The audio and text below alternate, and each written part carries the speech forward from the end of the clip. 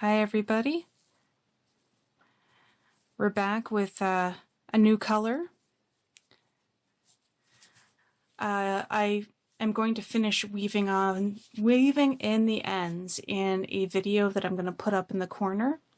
So that's why I have my crochet down here.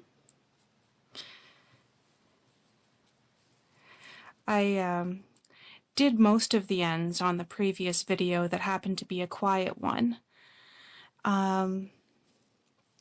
But it started to get too long, and I wanted to make sure that I didn't make the video too long. Anywho, today I figured I would cover a subject that I'm working on improving myself, and so when I go over these points, I'm not saying I'm a guru by any stretch, but just ideas to ponder while I'm making another row. Okay, so I figured planning out projects is probably a good idea. That's a lot of P's in a row. Anyway,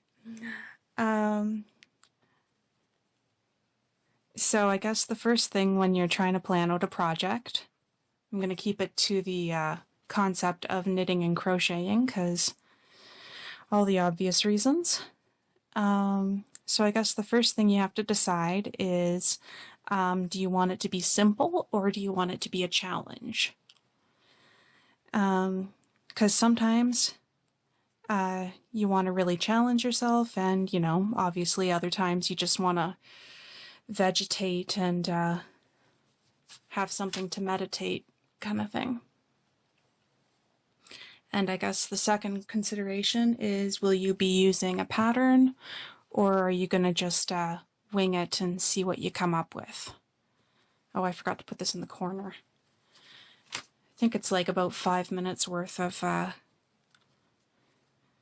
weaving in ends for the yellow ends on the video that I made before. Anyhow, so yeah, are you going to follow a pattern or are you going to make your own? Both are totally viable options. And I guess the third, one of the thirds, I am tongue-tied again. The third idea when you're project planning is there a due date? Like, is this a gift for a special occasion, or is this just a project that you're doing because you want to do it and you don't have a specific due date? So going forward from this, I figured it's a good idea to,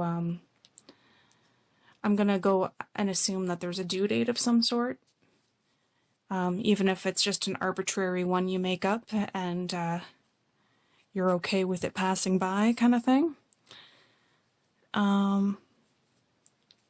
What I do, and my tactics definitely are in need of improvement, is I take a calendar, any old calendar will do, and I circle the due date for the project. Like if it's a gift, the date that I'm planning to give the gift to the person. And then I count backwards.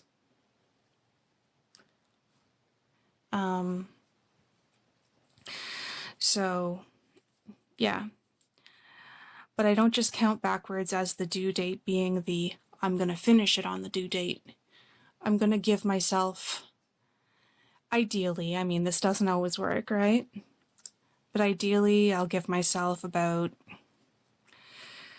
2 weeks, give or take, of saying, I want to be done and relaxed and not stressing out crocheting as fast as I can or knitting as fast as I can right before this due date, because I'd rather just enjoy fill in the blank reason that I'm giving out the gift, right?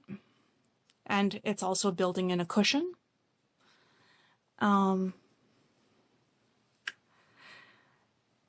So that's always a good idea to do.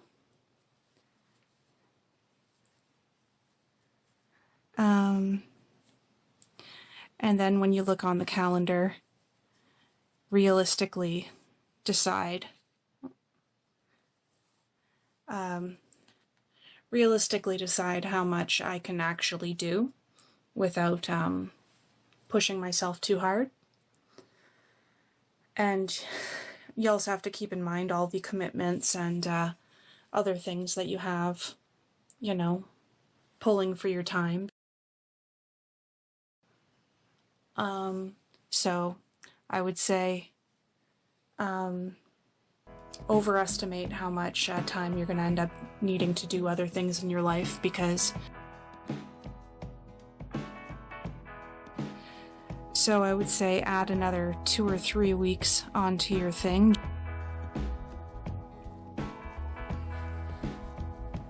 And yeah, then I guess you can go through your pattern stash and decide what kind of thing you want to make. I mean, I guess that's kind of considered when you're picking out a pattern and your difficulty level and whether or not you're even using a pattern. So I figure after you got all of those things, you might want to write some of these things down when you're trying to figure them out, because, well, just because. After you've figured out all of the things, then you can decide, you know, look at your stash and decide, you know, what parts of your stash to use up. That's not a very exciting video, is it? But I mean, it's worth thinking about, because you can really go down rabbit holes with all of the amazing patterns that are out there.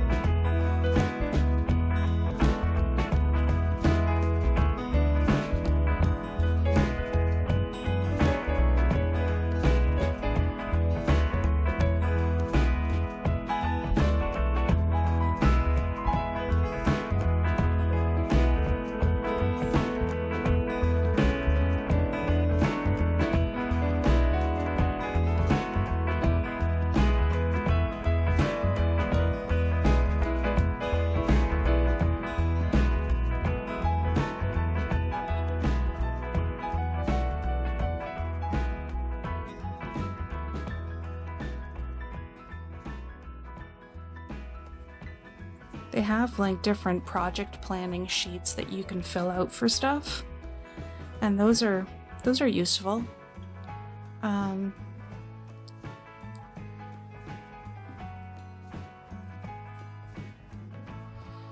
have some of them, but so far I've kind of shied away from using them because I don't know, like sometimes when I get something really nice, I feel like I almost treat it too precious and then it never gets used. So I need to work on that.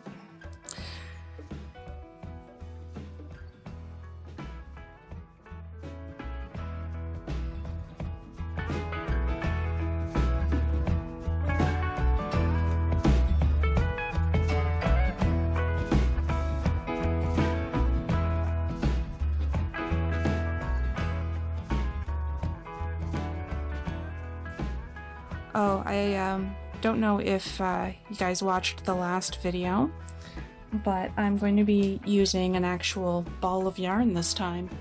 So It's TLC Essentials in the color Butter. It's labeled here somewhere. Where did the... You guys can probably see it, and I'm just like... Oh, here it is. Like, really small writing. Anyway.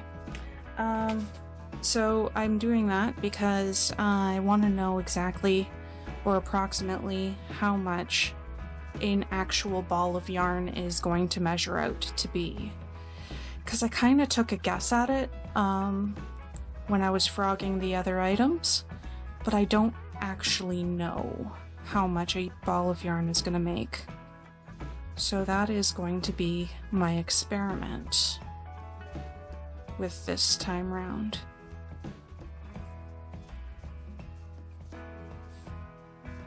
And I guess that's another thing when you're project planning, you have to be flexible. Because originally I didn't think I was going to need anything more than the yellow and the striped yarn.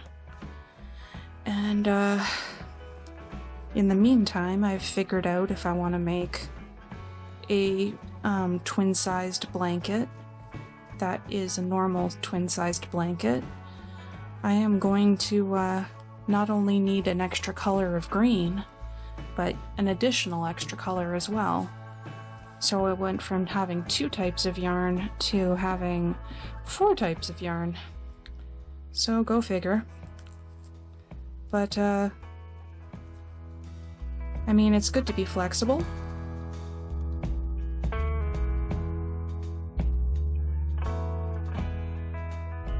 Thank you for watching. I'll see you guys on the next row.